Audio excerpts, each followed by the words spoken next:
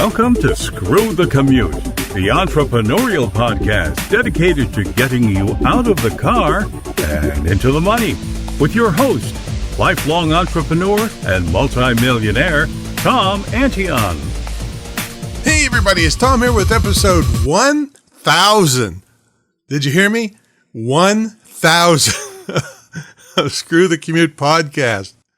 Today we're going to do a commemorative issue for a replay of what I did at episode 100 on leadership principles from my dad, Sam Antion. And, it cracks me up, not laughing wise, but just every time I think of him, that's for sure. So I hope you didn't miss episode 998 that was on subject lines, and pick up a copy of our automation ebook at screwthecommute.com/automate free. And you've heard me say that 1,000 times. However, version 3.0 is out. So if you're just revisiting this after a while, throw away version 2.0 and pick up version 3.0 with all the new stuff that we automate with. And check out my mentor program, greatinternetmarketingtraining.com, and my school, imtcva.org. All right, wow, 1,000 episodes.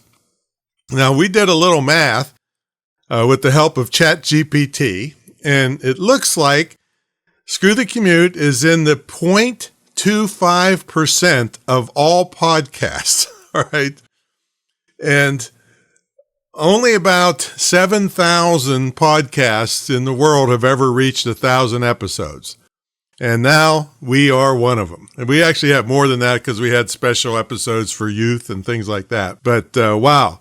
And consider that the average podcast lasts 10 episodes. Okay, so I think we beat that one. And it's interesting that Father's Day is coming up when this episode came out because, I just so revere him. In fact, he's been sitting here talking to you for 1,000 episodes, not me. So this episode is his leadership principles, loosely based on the eulogy I did for him back in the year 2000. And I throw in some commentary with each leadership principle. And I got to tell you, I listened to this. Well, I kind of listened to this with tears in my eyes yesterday before I decided to put it out. And I really think this is the best work I have ever done. I've, helped tens of thousands of people with, the intricacies of selling and email marketing and all that stuff and public speaking. But this one really takes the cake in a much broader picture of success in life and in business. So it is what I consider my best work. I'd like to hear what you think about it. So here we go. I'm going to replay episode 100 for you, and take it away, Dad. This is a special episode. We're going to talk about success and leadership, and I hope I can make it through this without getting emotional. The last time I did this, someone else had to finish it for me as I ran out of the room crying. And some of this is going to be a little in your face, and with tens of thousands of people eventually hearing this episode, I'm pretty sure some of them are going to be mad at me and unsubscribe. But that's okay. I've made a career out of telling things truthfully as I see them. So I have to say to those unsubscribers, like the line from the movie A Few Good Men, you can't handle the truth. Well, anyway, you're probably wondering why I'm going to get emotional. Well, this is loosely based on the eulogy that I did for my dad back in the year 2000. So I'll give you a little more detail on that later. All right, our podcast app is in the iTunes store. You can also go to screwthecommute.com/app, where we have complete instructions to show you how to use all the fancy features so you can take us with you on the road and put it on your cell phone and your tablet. And also go over to screwthecommute.com and subscribe to something so we can give you updates whenever a new episode comes out or special episodes. We can send you an email, and we have lots of ways to contact you. And this would really, really help out the show. And we're going into our second 100 episodes. if you could go over to iTunes and leave us a review and a rating. We'd really appreciate that. Now, our youth program is in full swing. We're looking for young people that are doing entrepreneurial things. And when I say young, that's up to, let's say, early 20s. If they're older than that, they might be a candidate for our regular podcast. But if you know anyone, they can get in touch with me at orders@antion.com, orders@antion.com, to see how to apply to be featured on an episode of Screw the Commute Special Youth Edition. And, of course, that's in the show notes, too. Now, our on-demand TV channel is on Roku TV. The first channel is the public speaking channel, and we have several others coming: Brutal Self-Defense, Protection Dogs Elite, and various internet marketing channels. So if you have a Roku device, it's a really good deal. You can get thousands of channels, and you can hook up your Netflix and other channels through the same device. And I've got about $100,000 worth of free training on the channel, and I just got word we're now approved on Amazon Fire TV, so you can also go there and search for public speaking, and we are the public speaking channel. It's a great way to get a lot of free training, and a lot of people are getting rid of cable because of these ways to watch TV. Now, our sponsor is me again. It's the Tom Antion Internet Marketing Retreat and Joint Venture Program, where myself and my staff work with you for a year to get either you started in an internet business or use the internet to take your existing business to a new level.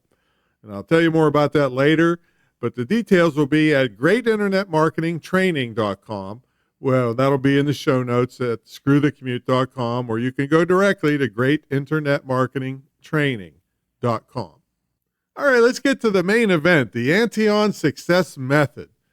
Now, these are success and leadership principles you need to be able to tell the boss to take this job and shove it.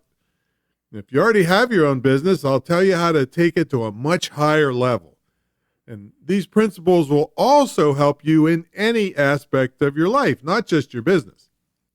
Now, I don't want any of you that have heard me do this topic years ago worry because I'm not going to get as hardcore, because I don't want iTunes requiring me to make this episode E for explicit. Right? So for those of you that didn't hear my original recording, we had to give it an R rating for language. So I'm going to keep this at a G rating, but that doesn't mean I won't say some harsh, in-your-face things. I know there are lots of people out there that will say anything to keep you happy just so they can take your money, regardless of whether what they tell you helps you or not. Well, I'm not that person. I tell it like it is, and because I do so, I can sleep at night knowing I gave you the best information I could. Now, you probably will hear me get a little excited on some of these points that I want to tell you. This episode is loosely based on a eulogy I wrote for my father in the year 2000, where I wrote down 10 leadership tips I learned from him since I was a little boy. And I'll be throwing in some other ones and some spin-offs as we go along. Now, what I plan on doing is popping back and forth from that eulogy to my commentary. I want to make sure you get some learning points on things that you can do to really be much more successful in your life and business. And also coming up this year is the premiere of the American Entrepreneur documentary, created by Hollywood producer Terry Marie.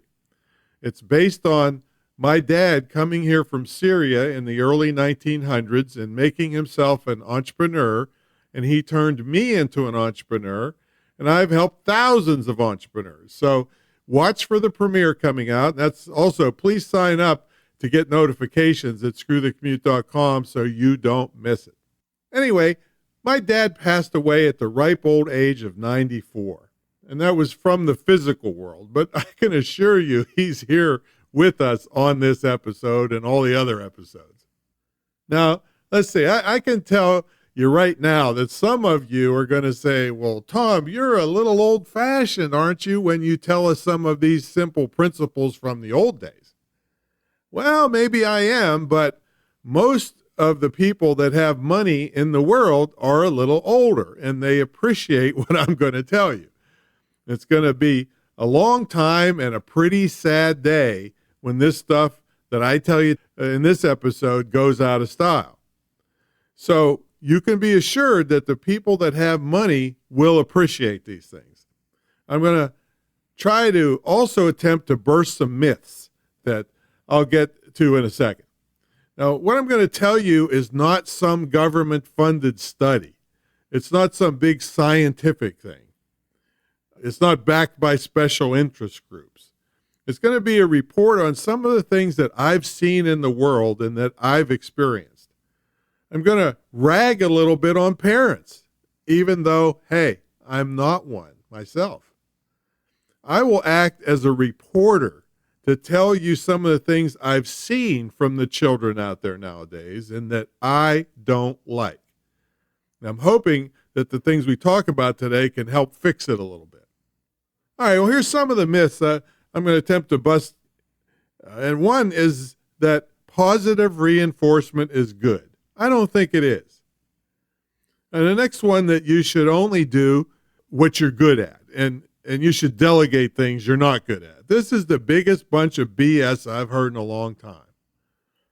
Another myth is that we are a hardworking society.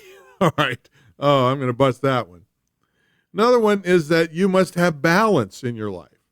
And I think that's kind of a crock. You'll see when I talk about that. Here's the one that'll throw you for a loop.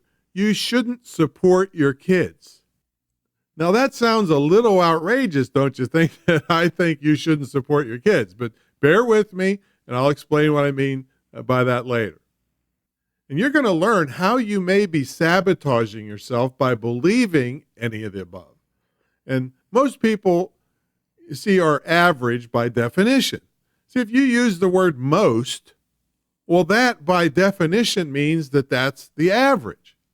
And that's what most people do. I mean, if you want to be extraordinary, you must be willing to do what average people aren't willing to do. If you can pass that on to your kids, hey, you're going to have a nice, ripe old age. And you also learn the pursuit of excellence will make you feel and look like a superstar. You're going to learn how to make your own breaks, and you're going to learn, and this is another harsh thing, I'll keep it G-rated, but you may just be creating the next generation of human losers. Now, let me do a little flashback here. When I did this the first time, my propeller head, Ilya, or, my techno geek propeller head, Ilya was here covering the phones. I think we had 600 or 700 people on the line. During that call, after I got into some of the in-your-face stuff, I could hear the phone ringing off the hook. Right? It was in the other office, and Ilya could hardly keep up with the calls.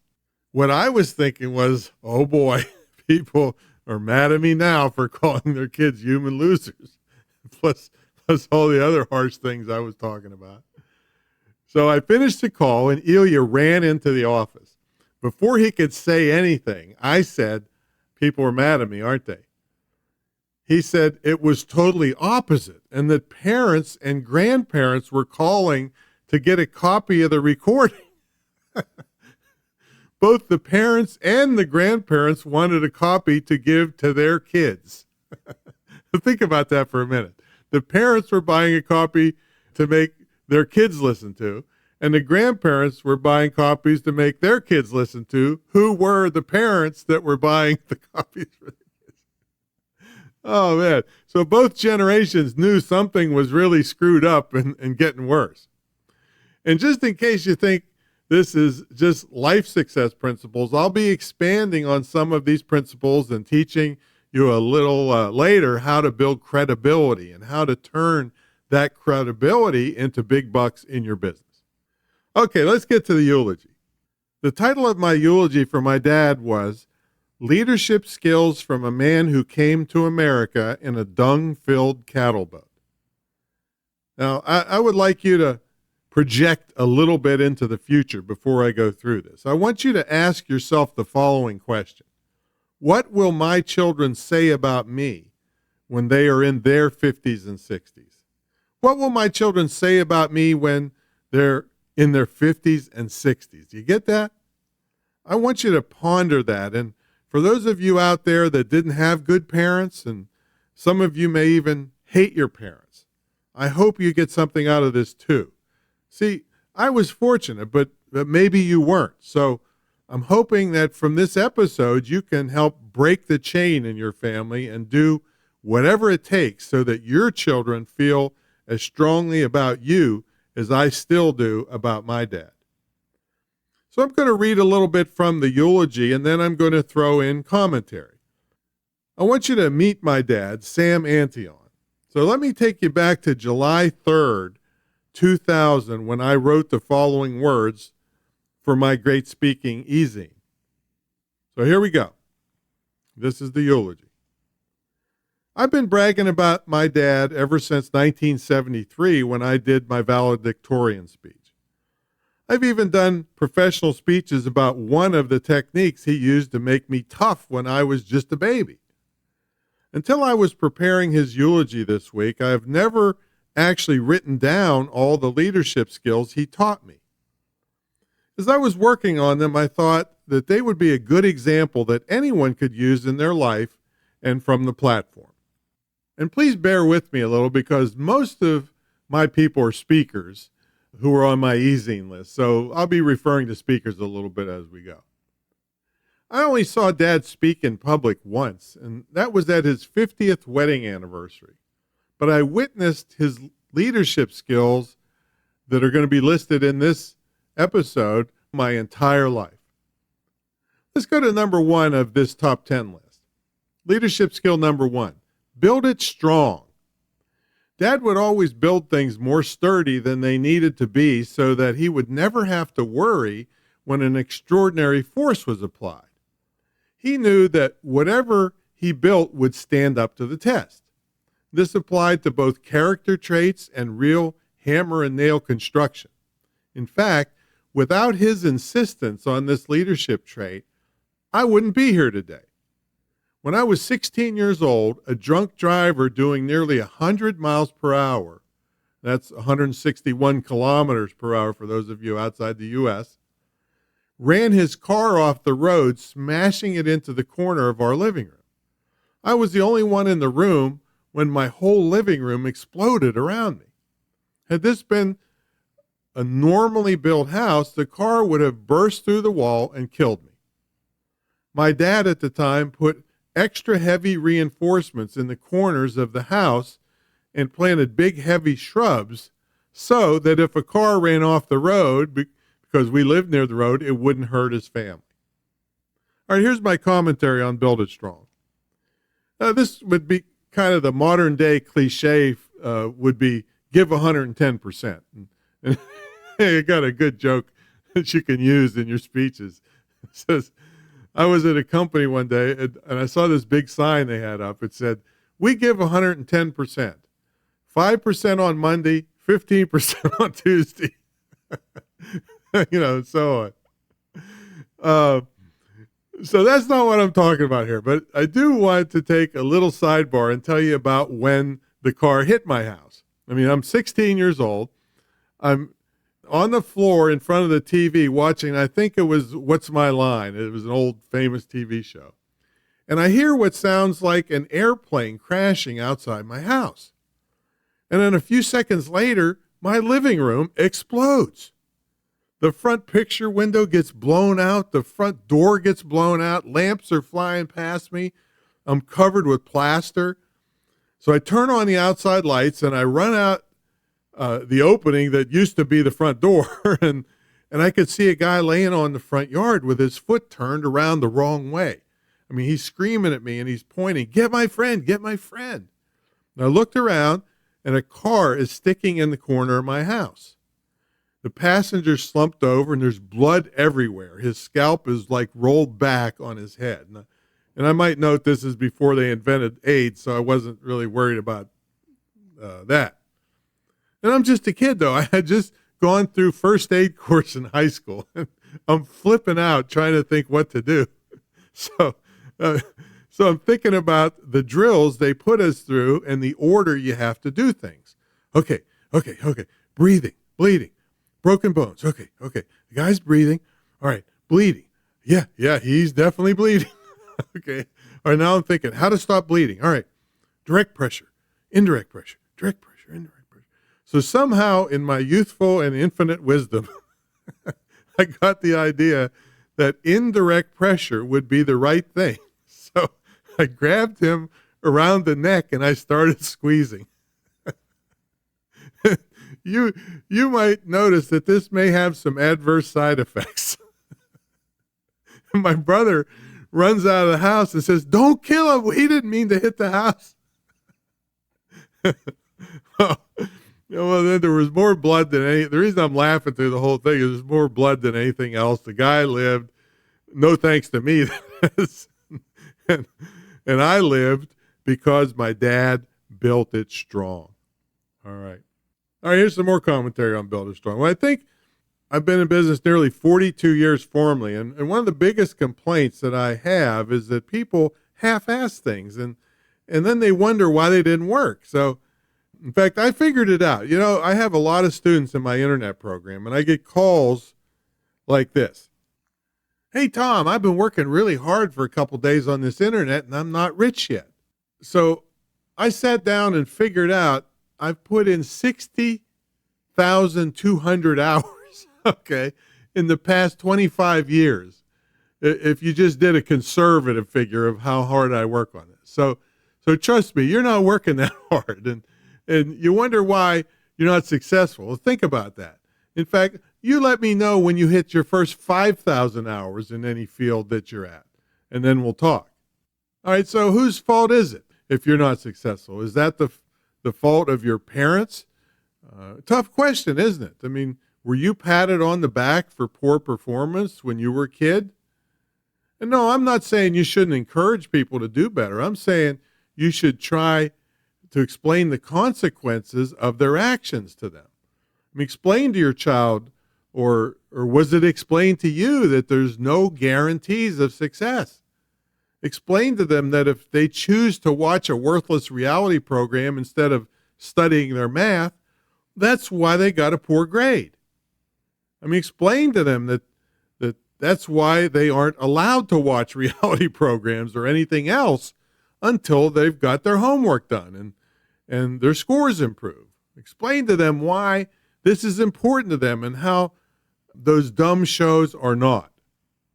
And what about you? Did you choose to go out for dinner or out with the guys or girls instead of working on your business or your weight loss or whatever goals you've set for yourself? Well, there's consequences to what choices you make. I mean, every time you make a blatantly wrong choice, you are hurting yourself and those around you.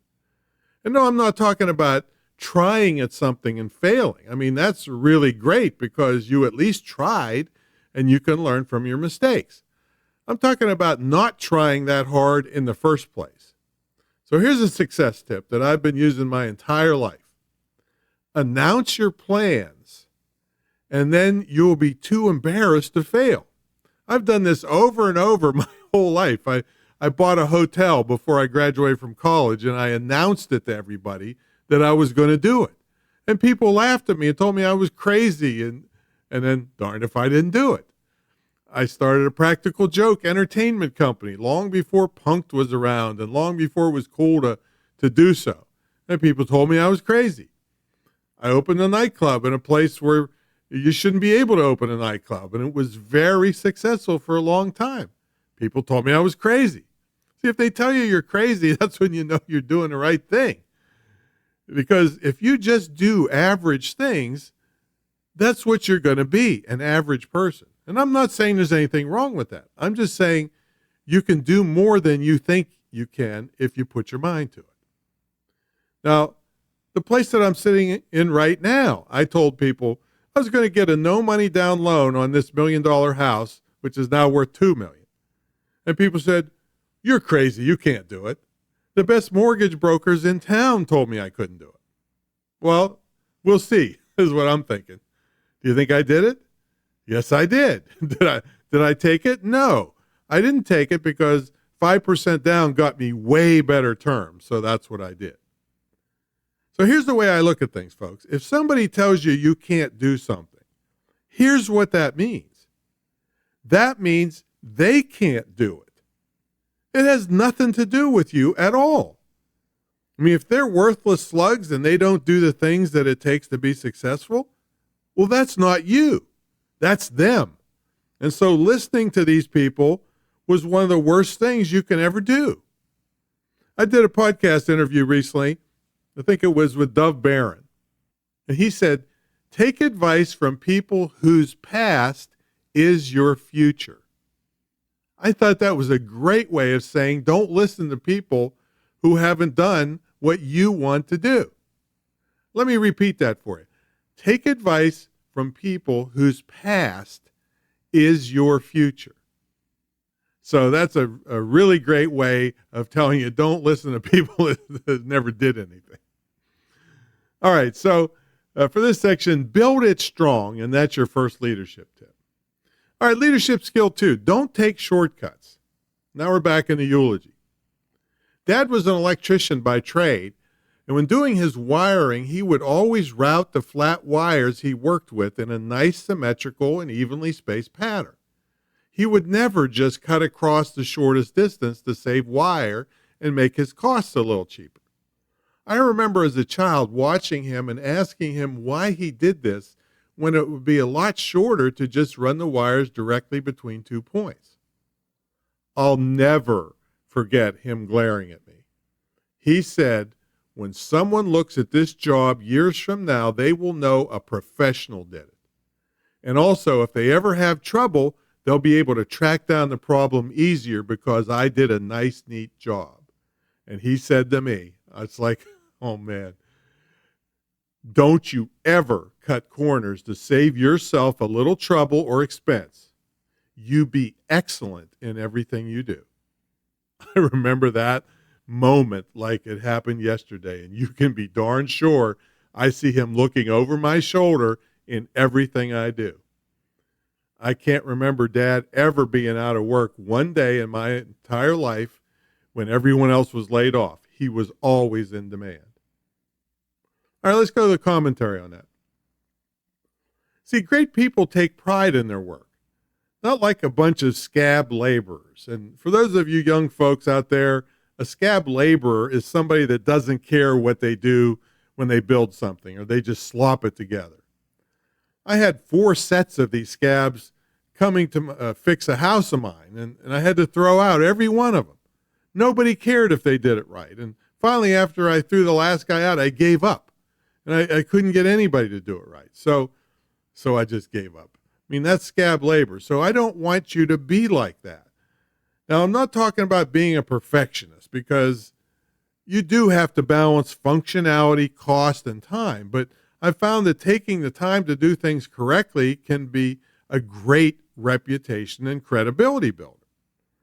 So if you're known for the fact that people can give you a task and it will be done on time and right the first time, you will become a very valuable person in a very short order. If you have a company, it will thrive, because if the customer has had trouble with everybody else they've hired and they don't have trouble with you, they'll come back to you over and over. To customers and potential customers, your reputation will be, hey, this person gets the job done on time and on budget. That's how I stayed in business all these years without getting a job, all right? I've built a reputation where a lot of people on this earth trust me, and I'm never going to let them down. So that's the kind of attitude you want. You have to be proud of your work. Now, I've used this idea of not cutting corners my entire life, and I use it now all the time. When someone tells me, or a student tells me that something is good enough, I say, it's not good enough. Let's make it better. And after all the whining, they can see that I was right, and now they have something they can be proud of. I use this concept with all my products. I take the time to make them better in the beginning, and I take the time to add value to the product so that I know they are much better value than what the customer bargained for. And These things are reputation builders. Another pet peeve of mine is people think they work hard. Okay. Now, here's the success step. Will you please learn? And this is going to be hard in today's society. Will you please learn what the heck hard work is? Most people don't have a clue what hard work is. They perform at about 10% capacity and they think they're working too hard. I got to tell you, I grew up in a high-level sports environment, and I went to college on a football scholarship, and I was fourth in the state of Pennsylvania, which is a hotbed for wrestling, and I only got beaten by people that went on to play pro football. I mean, so I was in the throes of high-level sports for a long, long time. And one good thing about sports is that you learn how to work. Oh, one bad thing is that you're surrounded by a bunch of morons because there's a lot of them out there in high-level sports. But anyway, sports is good for the character building of learning how to work. And if you don't think so, try to run a mile uphill with full football gear on a 90-degree day and then work out on the field all morning and then go do it again in the afternoon when it really gets hot. Okay? Then the next day, get your brains beat out by people 6'9", weighing 310 pounds that can run a 4.9-second 40-yard dash. All right, and I've been against all those guys, and then do it again regularly for 5 years. Well, it's 5 years because I squeezed 4 years of college into 5. Pretty good, huh? But let's see if you can handle that. And that's just a little bit of work, folks. So don't tell me that you're working too hard. I really don't want to hear it. Then I get people that are broke calling me, telling me they're not having much success with my program.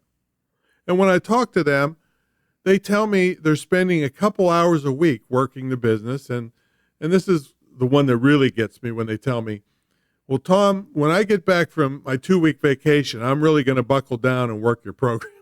Like, vacation? Are you crazy? You're telling me you're broke, you're putting out virtually zero effort, and you're not having success in your business, and you're taking a vacation? What's wrong with you? I mean, don't get me started. Learn how to work. Yikes. Jeez. All right. Let's get to leadership skill number 3 from the eulogy. Don't waste things or people. Do you think a nail isn't worth much? Well, at the age of 73, Dad was purchasing some used lumber that someone had advertised in the paper. When he went to pick it up, he saw a large number of boulders in the front yard of the place where he bought the lumber. He asked what they were going to do with the boulders, and the man said, I just want to get rid of them. Get them out of here. So Dad spent 2 weeks hauling them back to our house and another 2 months cutting them up with a chisel and a hammer. He then built a beautiful stone fireplace and chimney for one of our rental properties. And I can't tell you the number of nails I removed from used lumber that Dad made me straighten out and use over again. And I still do it to this day. See, a bent nail with a little help can be very useful again. Sometimes people also need a little help to do the job they were meant to do. All right, my commentary on that. I see people today with no respect for anything. They waste time, they waste resources, like water, for instance. Now, many of you out there let the water run when you're brushing your teeth. I see you out there. Go ahead, hold your hands up. Admit it. My dad would roll over in his grave if he ever saw me doing this. I simply cannot do it to this day. I don't care if I'm in the Ritz, the Four Seasons, or any of the hotels I've been around the world, or I've been in around the world. I cannot let the water run. I cannot waste resources. Now, I'm no tree hugger, but I just can't stand waste for waste's sake. And yes, I believe there's a balance between waste and quality of life. I mean, I certainly don't live in a tent. I just don't want you to squander your resources. And what do you think is your most important resource? Well, I would say it's time. So here's your success tip. Use your throwaway time to improve your business and improve your life. See, in the past, I spent a lot of time at airports. I used to fly around speaking all over the place. And my entire 1,042-page ebook, Click, The Ultimate Guide to Electronic Marketing, was written while waiting around at airports. I teach my public speaking students to practice small chunks of their speeches, whether they're in the shower or washing the car. I mean, use your throwaway time to study when you're on the go. Your cell phone will hold 100 hours or more of training, educational podcasts like this one, and success materials. I mean, make your car a traveling university and you'll be much further ahead. You'll be able to learn and improve your business and your life. Okay, leadership skill number 4, be self-reliant. Okay, working as a team is great, but when the team isn't there, you just don't sit down and wait for help. Dad pretty much built every building and rental property we own.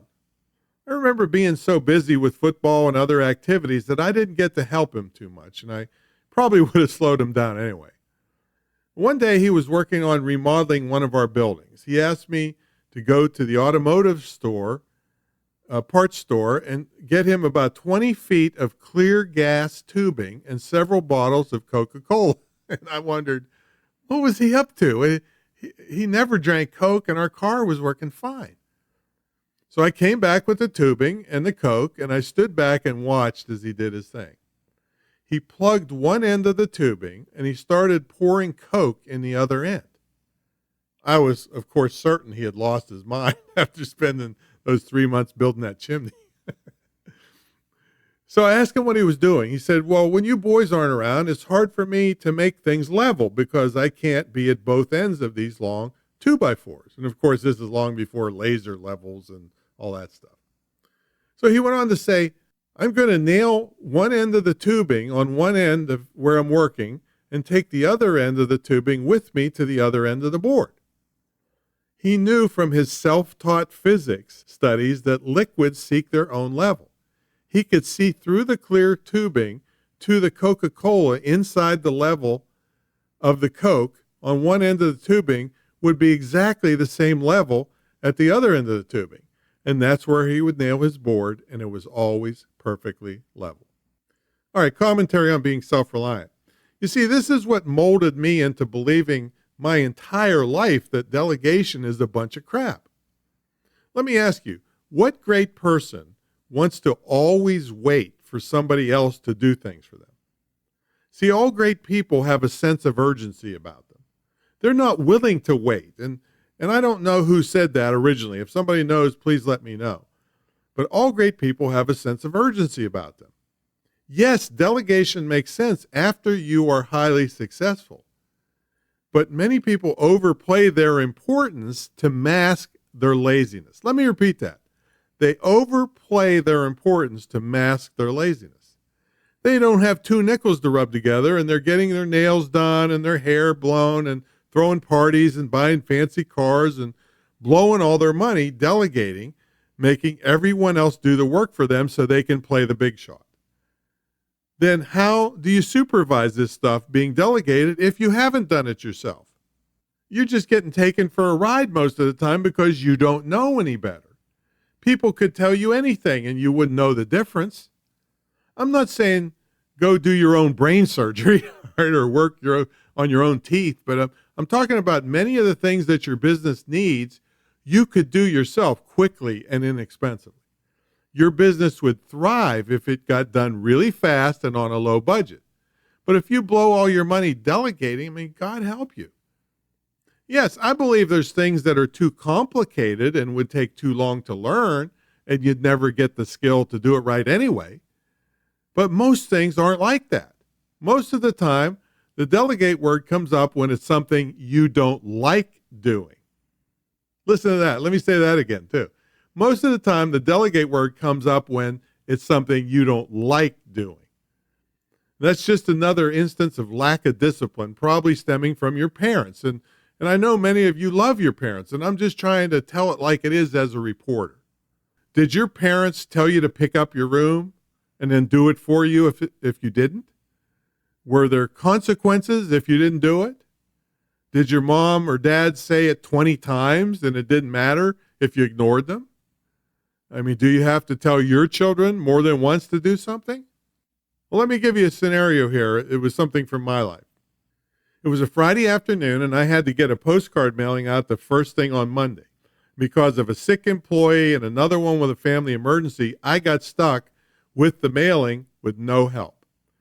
The cards already had postage on them, but I had 2,000 labels to attach over a weekend, so the mailing could go out on Monday, or all the postage and printing would be wasted. I called my girlfriend at the time to help me, and I want to note here that I had done numerous things for her whenever she needed it. So it wasn't like coming out of the clear blue and asking for help. I called her on Friday at work and told her my problem. I asked for help and told her that we could probably knock the entire thing out in about 6 hours on Saturday or Sunday. She said, no. And the only excuse she had was, I feel like relaxing this weekend. That was her reason. Well, the mailing went out, and so did she. I never spoke to her again after that moment. I put on all 2,000 labels, and I was happy that I did it because I didn't fold under pressure and cry because I didn't have any help. My training took over, and I buckled down and slammed all the labels on while listening to success tapes. And here's a quote from me. I hope you put it up on your wall or something. You're not too good to do the work that will make you great. If you think you are, the chances of you being great are slim. Let me repeat that. You're not too great to do the work that will make you great. If you think you are, the chances of you becoming great are slim. Buckle down and get some of these skills so that you don't feel you have to delegate everything until it makes sense to do so. No, excuse me. Do them until you're making so much money where it doesn't make sense for you to do them anymore. How about that? That's when you start delegating. The reason I have money in the bank today is that I didn't blow it all delegating things as I was coming up when times were tough.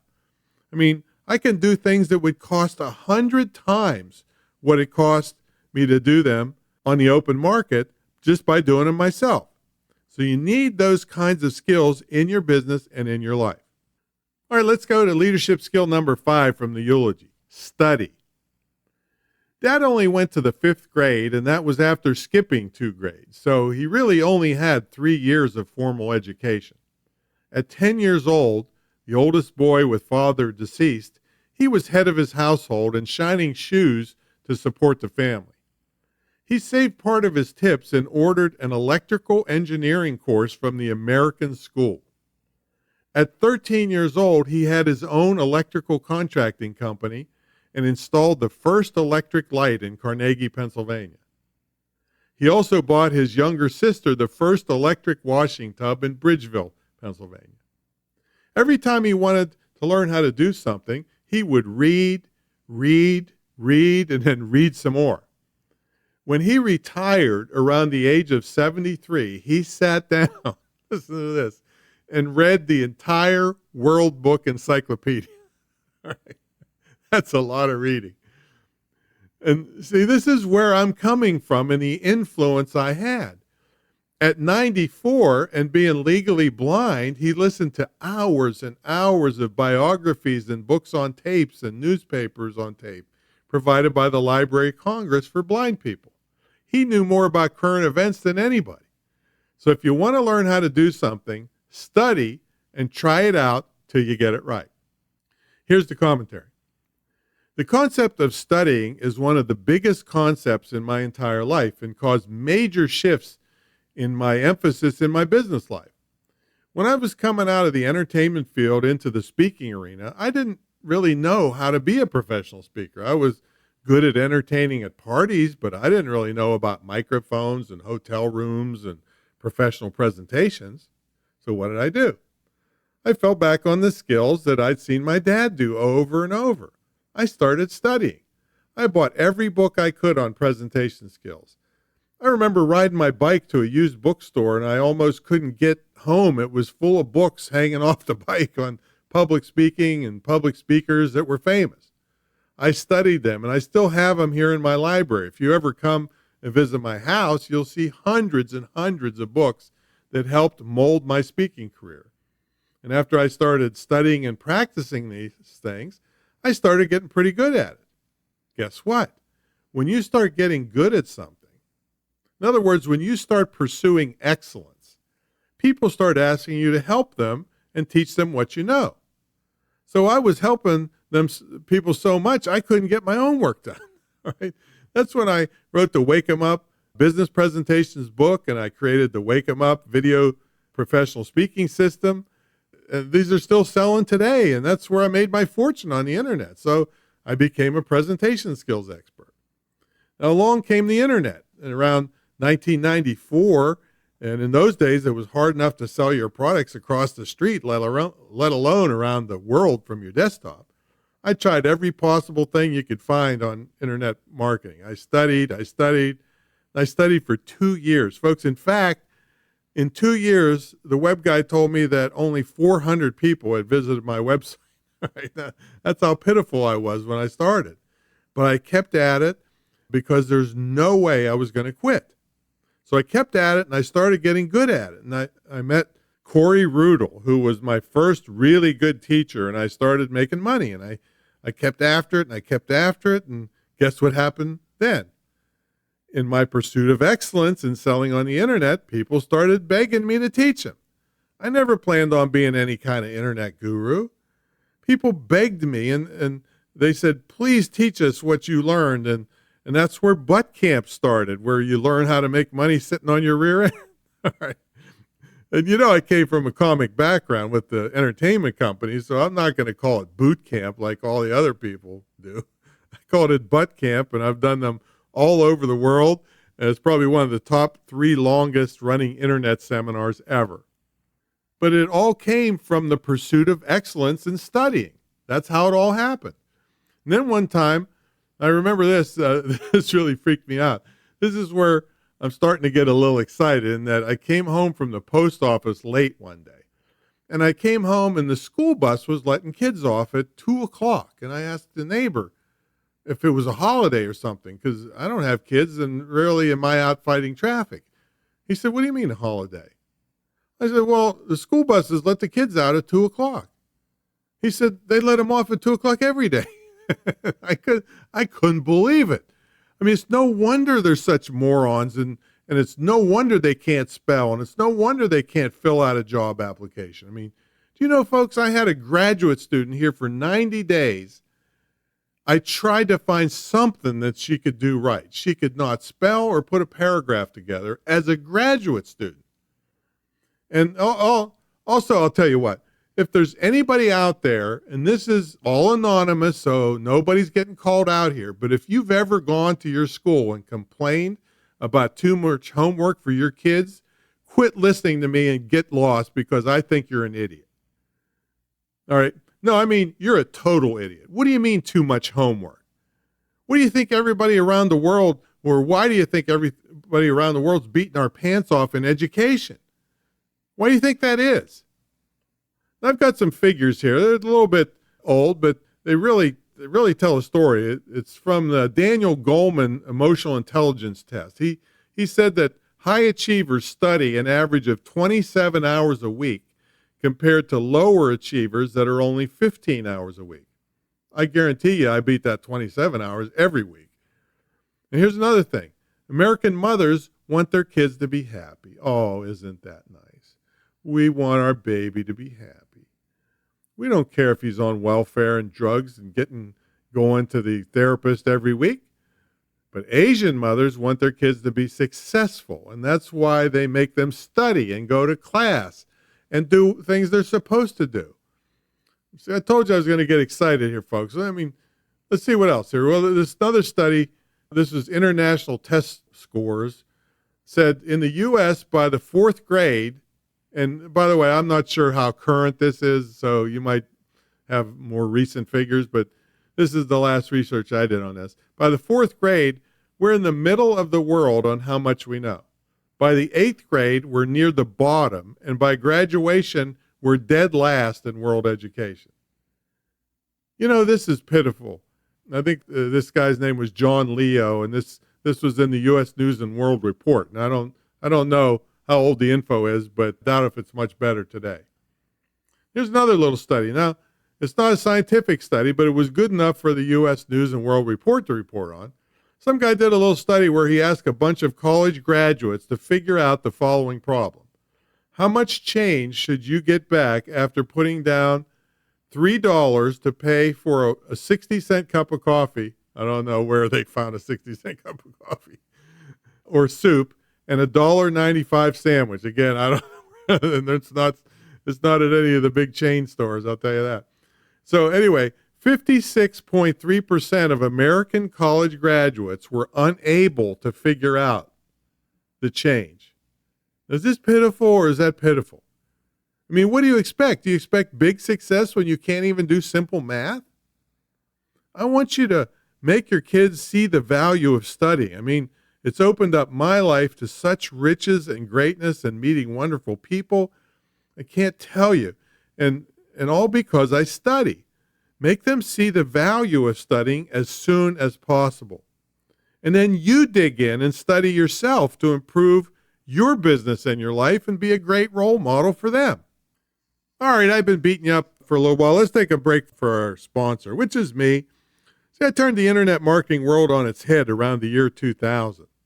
People like me were charging $50,000 or $100,000 up front to teach what we knew to clueless business people who refused to learn on their own. Now, I'm a small business advocate, and I knew many small businesses could never afford that kind of upfront money. So I made all those gurus mad by charging a relatively small entry fee to my program that also got a percentage of profits. That was capped, so you're not stuck with me forever. So for me to get my big money, you have to make way bigger money. Plus, I'm not going to disappear on you because I won't get any of my money. All right. I went one step further, and has never been done before. I have a big estate home and a TV studio where my students, as part of their year-long training, come and actually stay in my house for an immersion weekend. And that's just one of the unique features of the program, which is the longest running, most successful, and most unique program on internet marketing field. And one thing I didn't tell you, it also includes a scholarship to my licensed internet marketing school that you can either use yourself or gift to someone. So check out the full details at greatinternetmarketingtraining.com, greatinternetmarketingtraining.com, and we'll have that in the show notes. All right, let's get to leadership skill number 6 of the eulogy. You can have whatever you want if you're willing to work for it. Well, this was the 1910 version of just do it. I don't want you to think I was given tons of things by my parents, or I wasn't given tons of things by my parents, because I was. But the most valuable thing that I was conditioned from a very young age is that the world did not owe me a living. I had to earn it. I got a serious work ethic that I will always carry with me. See, if I want something, I go after it. Now, I won't step on people or cheat anybody. The last time I did and the last time I did this, I was really fired up and I blurted out, "No, I won't sleep with people." I was supposed to be step on people. and I'm thinking, I probably wouldn't get too far if I went that route anyway. But I won't step on people to get whatever it is I want. And I won't cheat or steal. But I will work until I get it or I don't want it anymore. Now, this would be foreign language to most of today's youth. So the commentary on this is where I'm talking about the next generation of human losers. That's a pretty harsh thing. I know. I just wanted to really smack you in the face with it to let you know I'm really worried about today's youth. I see so many people that they can't cope with just the normal pressures of daily life. These are the people that turn to drugs and alcohol and therapy because nothing means anything to them. They never experience the joy of accomplishment. Everything has been given to them. And I remember vividly, I mean, this is probably, folks, 39 years ago when I had a nightclub outside of Morgantown, West Virginia. And it was a family restaurant and pizza shop during the week. I remember hearing 2 kids that had come down to the lake from Mount Lebanon area of Pittsburgh. It's a fancy area of Pittsburgh. And one of the kids was complaining to the other kid that his mother had only given him $60 for a pair of jeans. I'm thinking $60 for a pair of jeans 39 years ago? I'd like to slap that kid. I mean, this is unheard of. The kid probably never earned $60 in his entire life. All right, now, where's the discipline? Where's the parents teaching this kid about value? If it was up to me, every kid on earth, no matter how rich, would be working at a fast food restaurant or some service business to respect people and to learn how to treat people right and to respect the value of what they have. Most of them don't. Most of them think the world owes them a living, and this doesn't get them too far with guys like me because I can hire you if I want to. But if you act like that, trust me, I don't want to, because I don't want to sit here 10 to 12 hours a day and hear you whining all day.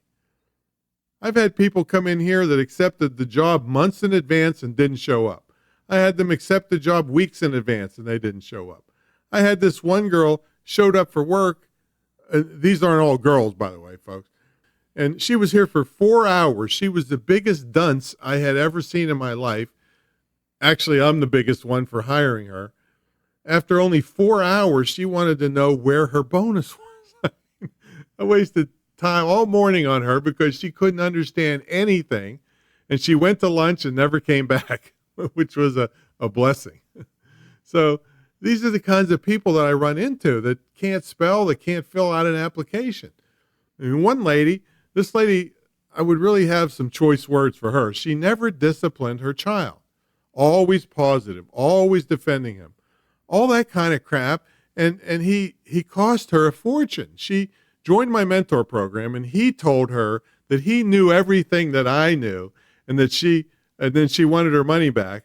So I gave her money back. I pointed out to her 50 different things wrong on the website that her kid put up for her. And that means the kid was clueless, obviously. She said, well, he went to Microsoft certification. Well, so did a billion other people that never made a nickel selling on the internet, but she wouldn't hear it. She just defended her good boy. And then the dumb lady goes to some other guru who just pats her on the back and tells her everything is fine and praises her boy. And she spends a fortune with this guy and gets nothing for it. She got taken for the ride of her life because her dumb butt was sticking up for her kid. And I'm all for supporting your children, but you are not doing them a favor by making them think they're better than they are. Yes, I'm all for encouragement to get better, but this method of building hyper self-esteem, that's a term I may have coined, I don't know. Hyper self-esteem is a losing proposition.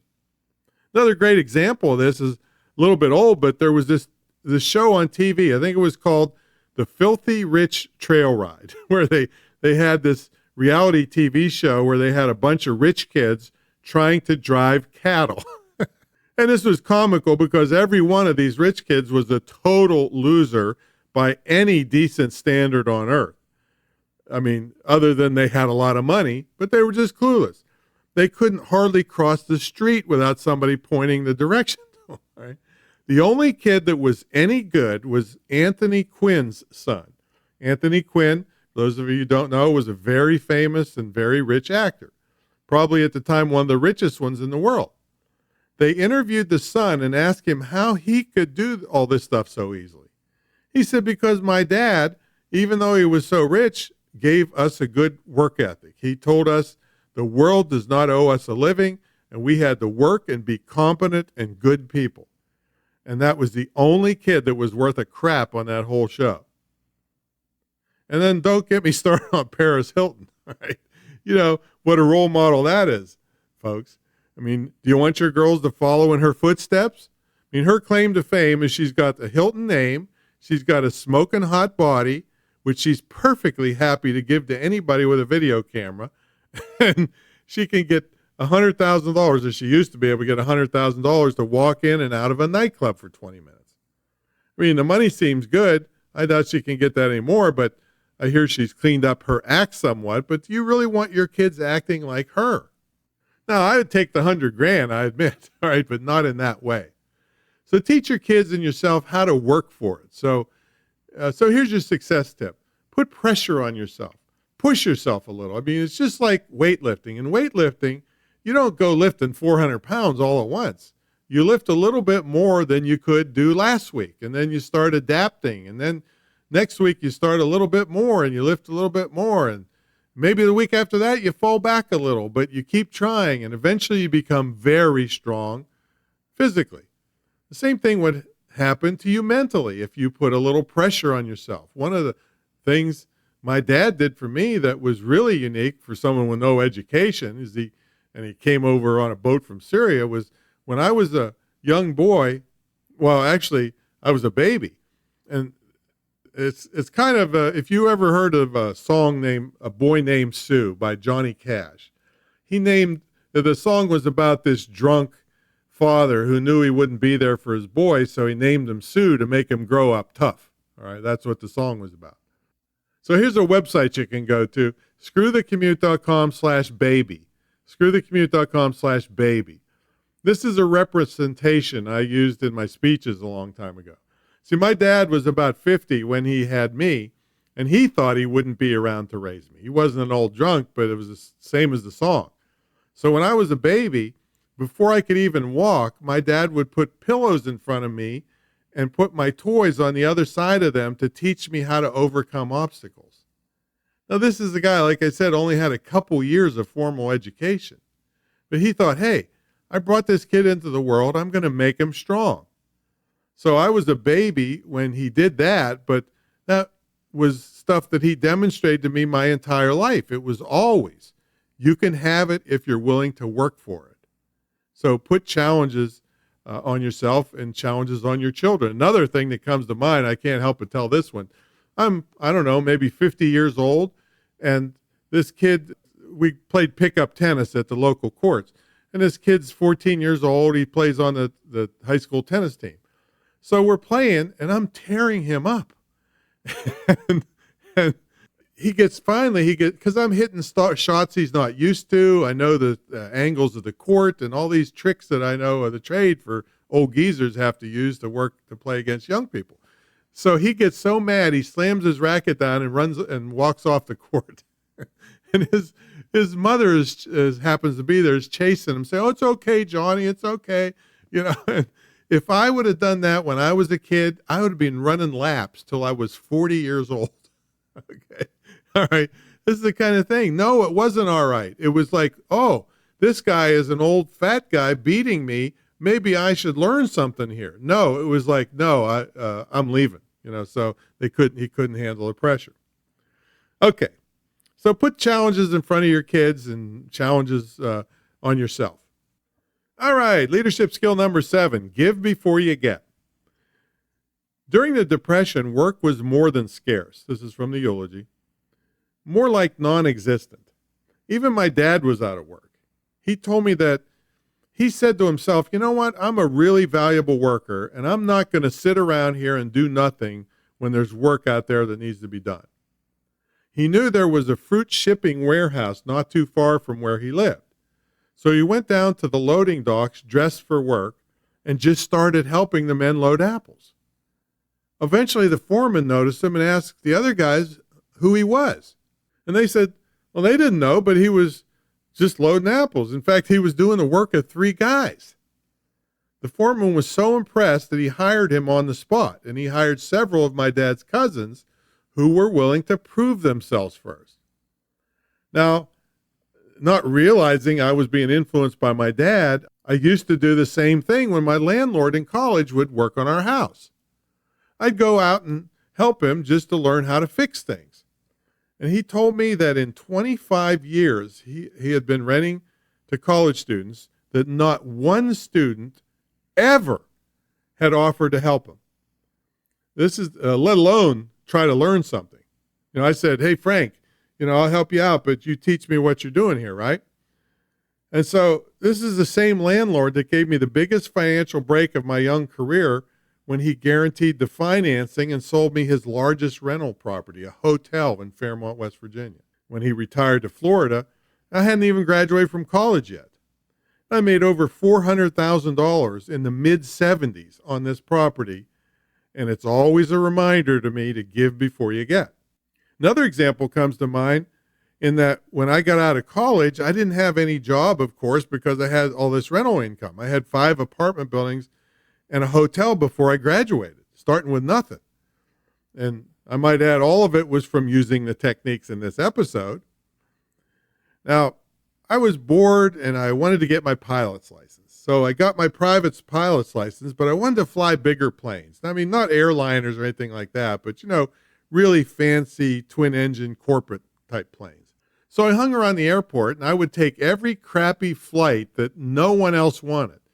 And they sold planes at our airport, and they would fly me to Wichita, Kansas to pick up a new Cessna plane and bring it back to Pittsburgh.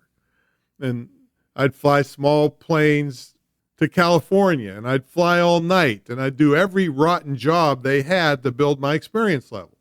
In fact, one time I flew back from Wichita. See, in those days, they didn't have any navigation radios in the new planes until you got them home. And then they put the radios in. So I flew back from Wichita reading the road signs going down Route 70 all the way back from to Pittsburgh. So I'd go along when other pilots were taking planes places, and they would teach me during the trip.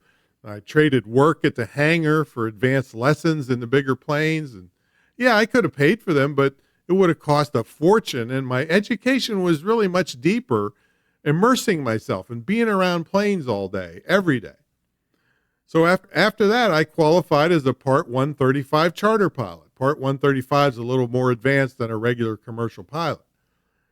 And then I got hired for $30 an hour. This is 40 years ago, folks, to fly the big planes because they were so impressed with me and my skills and how I was willing to go the extra mile. So who are you going to impress by refusing to put in any extra effort? I mean, you can't even impress yourself. No wonder there's so much depression in the world. I mean, how can you be happy with yourself knowing you're operating at a really low level? And let's say you have a company. Who would impress you more? The clock watcher who can't wait to run out the door at quitting time or earlier? Or the person you can't get to leave work, who couldn't get enough and who took stuff home to work on? How about the person who came in early because they couldn't wait to get back to their project from yesterday? Well, of course, that person would impress you. You see, that's the person who gets the raises and the responsibility and the great recommendations when they eventually move on.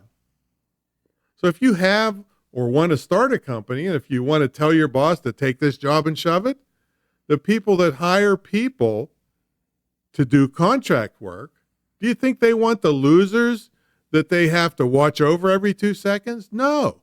They want the person that makes their life easier and they can trust.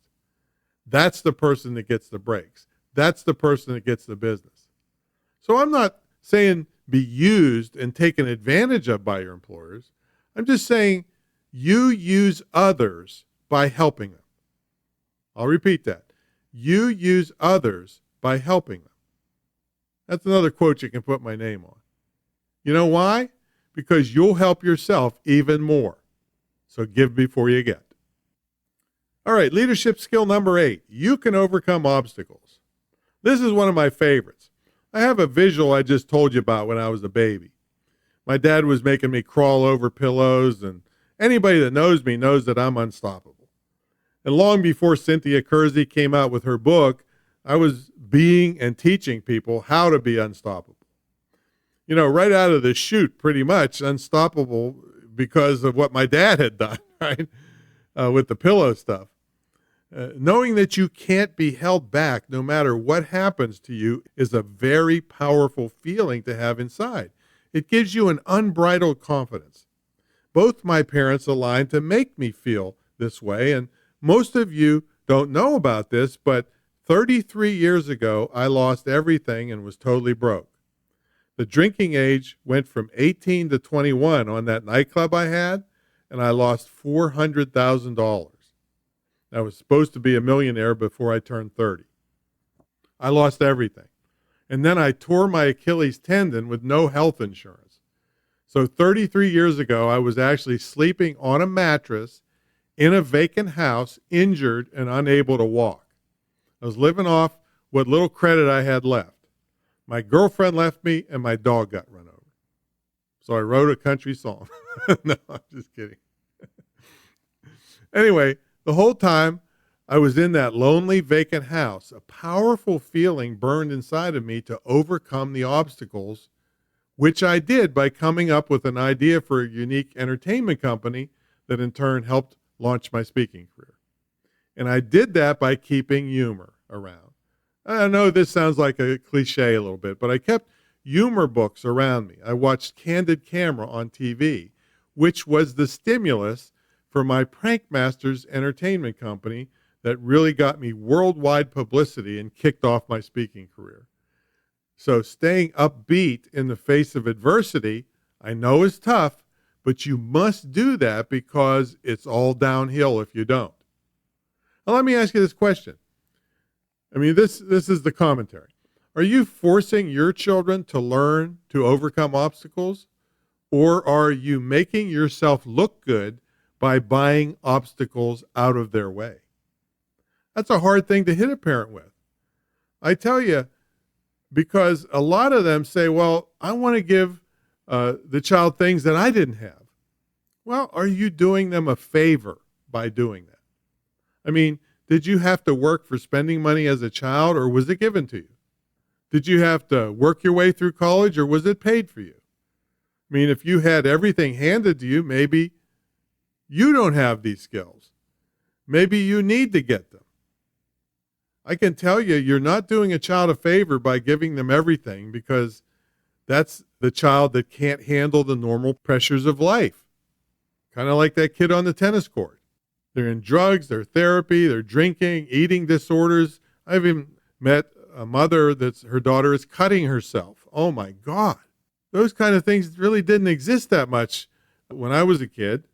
We had to work for what we got. We appreciated things. We appreciate accomplishment. And yet again, I think every child should have to work outside the home. So here's a success idea for you. I think your kids should have to do your neighbor's chores and vice versa. How about that as a unique idea? Because that will make you so darn embarrassed if they screw up that you'll start teaching them what to do. So your success tip is pick something that's an obstacle in your personal life or for your business life, and put a laser focus on that problem. Make it your waking thought and think about it during the day. Think about it when you get home. Think about it several hours before you go to bed, and then take action to keep trying options until something works. You can overcome obstacles, and if you have kids, find out what they perceive as an obstacle in their life and help them brainstorm ways to overcome it. Then encourage them to take action. You can overcome obstacles. All right, leadership skill number 10, risk everything for something truly worthwhile. All right, back to the eulogy. Did you ever wonder why many people don't achieve their goals? Well, could it be because they were never really willing to commit fully to them?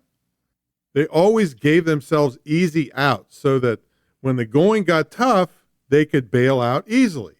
Around 1946, with a house full of kids and more on the way, my dad took every nickel he had and went 50 miles out of Pittsburgh, out of the city, and bought 150 acres of land, a bulldozer, and enough fuel to run it. He did not want his kids being raised in the filthy air and tough streets of Pittsburgh, Pennsylvania. He built a truck stop and a motel, and eventually warehouses, rental colleges, and our house on National Route 40, 1 mile east of Claysville, Pennsylvania. His work can still be seen there today, along with that chimney I mentioned earlier that's on one of our rental properties. All the kids grew up healthy and strong, and not one ever got into trouble, except the time I ran away from home and ate grass soup and hot dogs for 2 hours before I gave up and came home. All right, so here's the commentary. Now, I'm not telling you to be irresponsible, but when there's no turning back, fear is a really great motivator. Here's another thing. For years, I've heard people say getting fired was the best thing that happened to them ever in their entire life. Now, they don't say that at the time, all right? But when they look back, that's what forced them to make significant changes that helped put them where they are today. There was no turning back. They had to excel. Now, when you're in that situation where there's no turning back, you really have to accomplish things. And many times, folks, there are things you never dreamed that you could accomplish. So when it's appropriate, risk everything, and you'll do all right. I'm going to throw in some sidebars here before I do the end of the eulogy. One has to do with balance. And I believe that you hear everybody saying, well, you have to be balanced. Oh, isn't that nice? You got to be balanced. Well, most of those people are seriously broke. Right? And I tell you what, I want you to think of anybody that you know and admire as a super high achiever. It could be Olympic athlete, it could be a sports figure, an entertainer, a super successful business person, or something like that. Do you think they're balanced? If you want to achieve really great things, you can't be balanced. It just can't happen. You have to do extraordinary things and put out extraordinary efforts towards those achievements. This is opposite of balance. Now, I'm not saying to ruin one area of your life to make another great. That's very common. I'm just saying that if you have laser focus and you have a successful environment around you and you work hard, and I mean work hard, that's what it takes to be a superstar in whatever you want to do. If you're happy with mediocrity, okay, I can't blame you or shame you for that. If that's what you're shooting for, no problem. Just don't cry the blues and complain about not reaching large goals. I don't want to hear it, and nobody else does either. But if you want to be excellent and achieve great things, and this is according to Dr. Sidney Lecter, he's a psych professor at Yale, it's about the 8 qualities of high achievers. He talks about laser focus, successful environment, and clear vision and other things. But one thing that he said that I really resonated with is that, people would call me a workaholic because I'm very interested in my business and doing a good job and taking care of customers. And I play tennis and I play with the dogs. So if you tell me I'm a workaholic, I just tell you shut up and mind your own business. Right?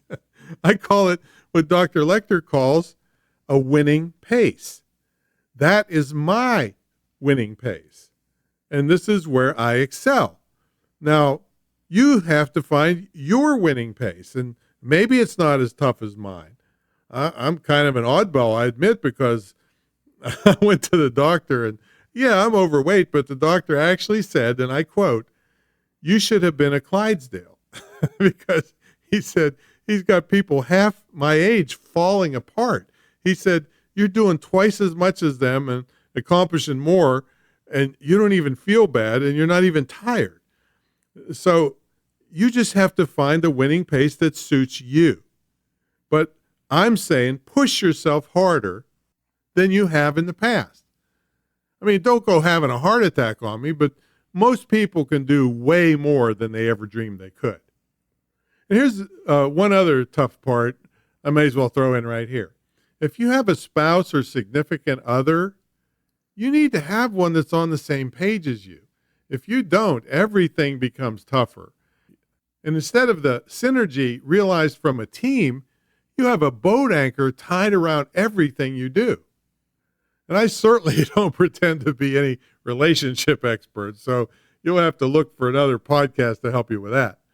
I just thought it would be good to mention it. All right, so back to balance. I don't think it's the greatest idea if you want to excel and be highly successful. All right, so I'm going to throw in another pet peeve of mine about being on time. This is a real important success principle. It seems that with the new generations, this concept of being on time has kind of gone by the wayside. I mean, is it because we don't have watches anymore? Because our cell phones keep time for us? I mean, what is it? Now, on a couple episodes of this podcast, I recently interviewed a Gen Z expert that's like up to 18 years old at the time of this recording, and a millennial expert, and they're pushing 40. both of them were somewhat at odds with me on this issue of being on time. They said, well, these generations don't see time the way us oldsters do. I'm like, they told me, time is flexible with these young people. Flexible? I mean, here's what I said to them. I said, okay, do you mean I put a sign on my store window that says open at 9, or maybe 10? It all depends on whether the employees slept in or not. I mean, that's crazy. And one of them had no answer for me, and the other admitted that there are times when time is important. But it wasn't. But I wasn't optimistic with either one of them. All right. To me, it's just a continual erosion of basic common courtesies and ways to operate your life that make sense. Now, I contend nobody respects you if you're late. If you want to be a high achiever in your business and life, don't be late all the time. It's not cool. I mean, it might be cool for Madonna to show up late at a party, but if you're in business, people have to depend on you. Heck, in life, people depend on you, and it costs you in both business and life. I mean, I've even heard of daycare centers who charge $20 a minute if you're late picking up your kids. All right, so it costs you if you're late all the time. And if you're in business and trying to do business with older and more wealthy people, you better darn well show up on time or early, or you'll lose more business than you'll ever realize. And sure, I'm bringing this to light here and telling you about it, but I can't tell you how many deals I've passed on and how many investments I did not make in people that weren't even disciplined enough to show up either on time for in person or on the phone. I just skipped them. I can't depend on them. And I certainly have zero respect for people that are chronically late. It's a lack of discipline. I mean, there's just no reason for it, and it's hurting you. And again, like I said, there's no reason for it. You hear me? If you're chronically late, you just need to chronically back up and add 15 or 30 minutes to do whatever you're doing, because if you're late all the time, and I emphasize all the time, there's something wrong with you. It's impossible that it's someone else's fault all the time. You can blame it on your kids. You can blame it on traffic. You can blame it on your dog. Sure, I know once in a while things come up that are out of your control. But if it's chronic, look in the mirror. It's you. Do something about it. The motto around here is if you're not early, you're late. All right, so I'm going to run through a little recap success checklist here. Some of it's from my dad, some of it's from my own thoughts. But to recap, build it strong. Don't take shortcuts. Don't waste your time or resources. Be self-reliant. Study. Work for things. Give before you get. Learn to overcome obstacles. And risk everything when it's appropriate. Now, here's some extra principles I throw in as some of my success principles. Hang around with better people. I mean, there's been plenty of people I've heard say that your average income is based on the average of your closest 5 friends. Well, look around you. See if that's true. Another thing, invest in yourself. I bought so many training programs. I mean, you could build a skyscraper with the amount of money, but I'm investing in me because I'm self-reliant and I'm willing to invest. You at least invested enough time to listen to this episode and spend some time with me, but are you buying training programs? Are you going to school in one way or the other?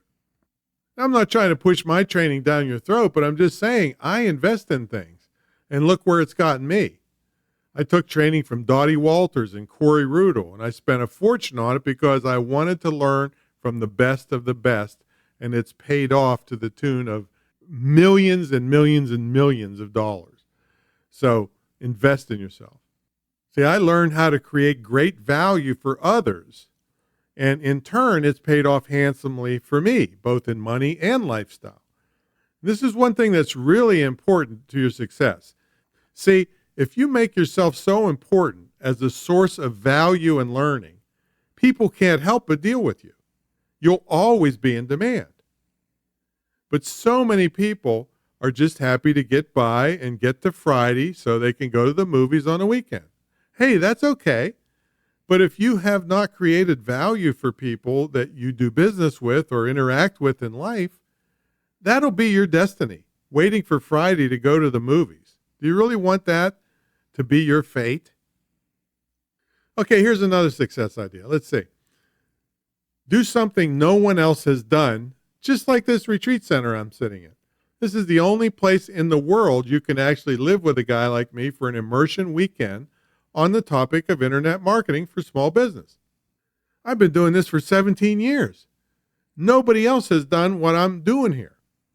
When you can claim you're the only one who did something, or the first or the biggest, the best, and all those kinds of superlative words, it helps make you more successful in business when you can claim things like that. Another thing, control your image. I actually just canceled out a major speaking engagement that would have earned me a minimum of $50,000 and maybe $100,000. How many of you out there would be willing to do that? All right, probably not too many, right? I get that. But the rest of the program was populated with a bunch of loudmouth BS scammers that are not credible. So I don't want that to rub off on me, and it makes me want to take a shower just to be around them. So I canceled. I actually mean I didn't accept the engagement, because I've only canceled out of one engagement my whole life, and that's another story. Get really good at publicity. I built my whole career, even before the internet was around, on publicity. I refused to cold call because, as I said just a second ago, you must control your image. Cold calling to me is begging for business. I want people to call me. The entire power struggle of the call changes when they call me. It's basically, are you available and can we afford you? So get really good at publicity. Get really good at copywriting. Of course, my course, copywriting901.com, is there for you, waiting for you. It's made me lots and lots of money. I've identified copywriting as the number one business skill I've acquired in 42 years of formal business, and really since I'm 10 years old, writing flyers to put door to door. My course on this is one of the best and most cost-effective there is. Many people charge you $10,000 for courses not as good as mine. And at the time of this recording, it's only $297, and I'll even finance it for you. Get this copywriting skill.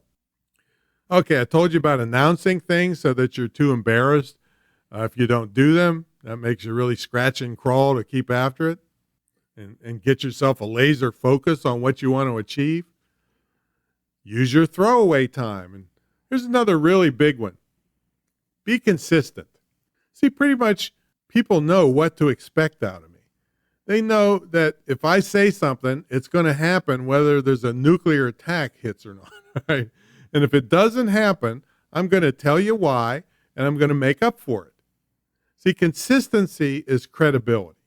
Consistency is trust. So if you're not consistent, nobody knows what the heck to expect out of you. How do you expect them to do business with you when you're there 1 minute and gone the next? It's the same in relationships. Why would somebody want to be with you if they never know what to expect? Now, I'm not saying spontaneity and surprises aren't fun. I'm saying, are you dependable to do what you say you're going to do? So be consistent, and it will pay off greatly. Be on time, and I've harped on that enough, but it's a big stickler with me. Be tough but fair. Another thing that helps me be successful is I always laugh at failure for two reasons. One, because it keeps me open to learning the most I can from the failure. And two, it keeps me loose.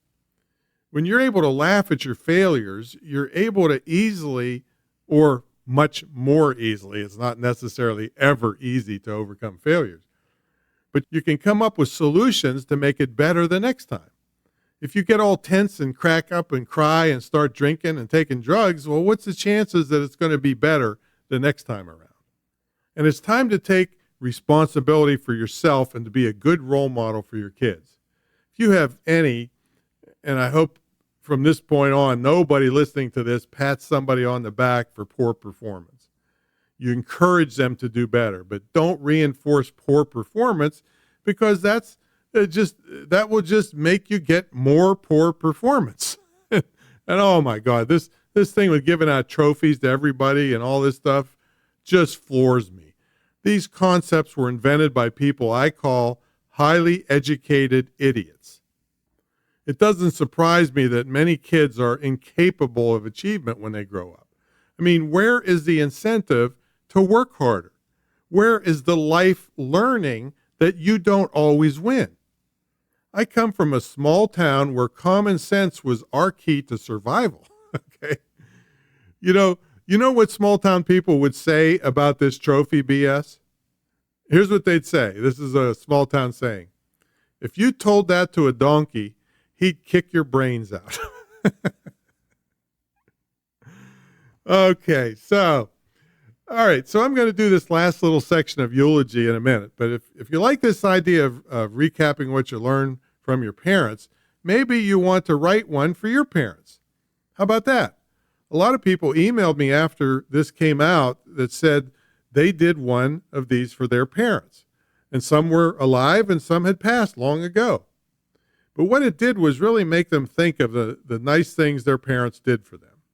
You can print out the transcript of this podcast episode, which is in the show notes, and hey, leave it around and in your children's bedroom. Maybe they'll get the hint to write one for you. How about that? All right, so here we go. Let's close up this episode with the final part of my dad's eulogy.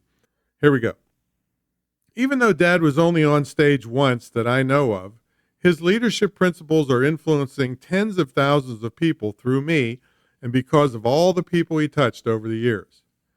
I spent the 4th of July this week at the funeral home viewing, which, to be honest, I thought was going to be a pretty barren sight, especially being 94, all Dad's friends had died off. I couldn't believe it. People were everywhere. People that I'd never seen before or even heard of were telling me stories of when they were down and out 60 or 70 years ago. My dad was the one that helped them or gave them a chance or encouraged them.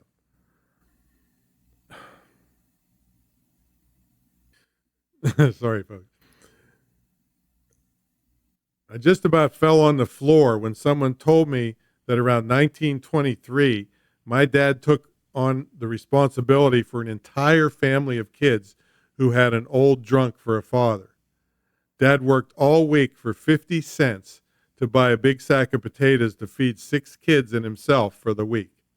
I was told that Dad taught the boys of the family trades so they could go out and find work, and that these people thought the sun rose and set on my dad. I had never heard a word about them before my dad's viewing on July 4th of the year 2000. So one more lesson that maybe I didn't learn too well from Dad is don't boast, just do good things. Well, Tom, what's this got to do with great speaking? Well, I'm hoping if you got this far that you saw some value in my dad's leadership teachings. I'm hoping that when you take the stage that you walk up there as a good example for many people you will touch in your career. My dad didn't have the stage in the conventional sense like we do every time we speak. He lived the stage. In fact, he was the stage that good leadership stands on. You living as a good example both on stage and off will be what ultimately makes you a great speaker. I can teach you the techniques, but you must provide the good example 24 hours a day, 7 days a week, not just when you're on the platform. Thanks, Dad. Your little heapy. And I know you're going to crack up at this dumb nickname of mine, and you can remind me to tell the story of how I got that name on a future episode. Thanks so much for listening.